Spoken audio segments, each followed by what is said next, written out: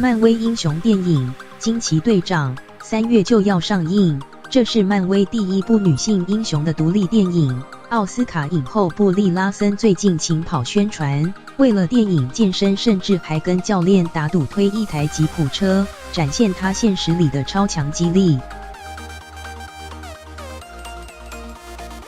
绿色制服超强战斗力，奥斯卡影后布莉拉森主演的漫威超级英雄电影《惊奇队长》3月就要上映。故事衔接在《复仇者联盟》第3集与第4集之间，不少粉丝早就摩拳擦掌，好期待。布莉拉森最近也开始勤跑宣传，为了电影健身，还跟教练打了个赌。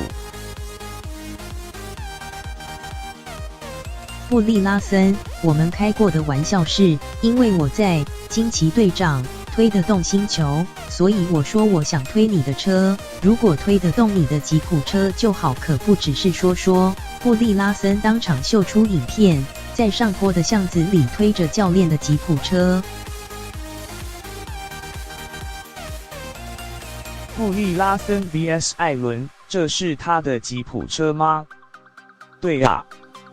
而且还加满油，只是为了破纪录，里头还做了一个人哦。影后不只要演超级英雄，主持人 Ellen 随机考试舞蹈，不管是马丹娜还是小甜甜布兰妮，都难不到布莉拉森。